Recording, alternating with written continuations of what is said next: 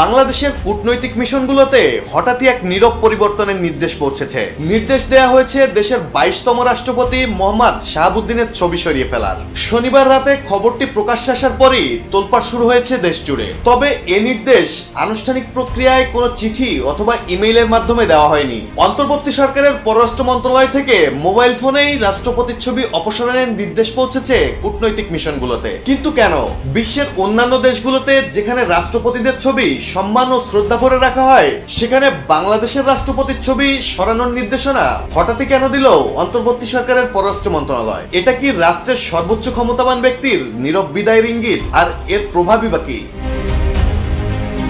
পররাষ্ট্র মন্ত্রণালয় থেকে একটি অভূতপূর্ব নির্দেশনার মাধ্যমে বিদেশে বাংলাদেশের সব কূটনৈতিকদের কার্যালয় ও বাসভবন থেকে রাষ্ট্রপতি মোহাম্মদ শাহাবুদ্দিনের ছবি সরিয়ে ফেলতে বলা হয়েছে। RICL TMX, যুগের পর যুগ স্থাপনা থাকে মজবুত। তবে সবচেয়ে আশ্চর্যের বিষয় হলো এই নির্দেশনা কোনো আনুষ্ঠানিক চিঠি বা ইমেইলের মাধ্যমে আসেনি, বরং টেলিফোনের মাধ্যমেই মৌখিকভাবে এই বার্তা পৌঁছানো হয়েছে।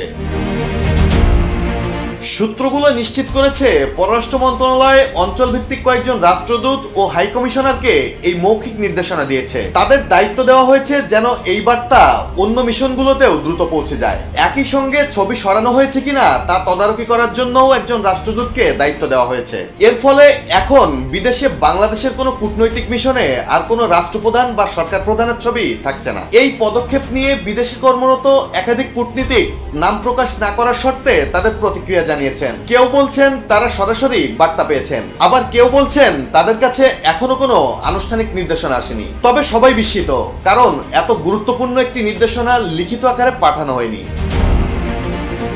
কিন্তু এই আকস্মিক নির্দেশ কেন? তবে কি সত্যি বিদায় নিচ্ছেন দেশের 22তম রাষ্ট্রপতি মোহাম্মদ শাহাবুদ্দিন, তাও আবার নীরবে? নাকি রাষ্ট্রপতি পদ থেকে মোহাম্মদ শাহাবুদ্দিনকে সরাতে চাইছে কোনো একটি বিশেষ মহল, যাদের অংশ হয়ে উঠেছে পররাষ্ট্র মন্ত্রণালয় তথা অন্তর্বর্তী সরকার? এর ফলে বাংলাদেশের কূটনৈতিক সম্পর্কে কোনো প্রভাব পড়বে কিনা তা নিয়েও উদ্বেগ ছড়িয়েছে কূটনৈতিক মহলে।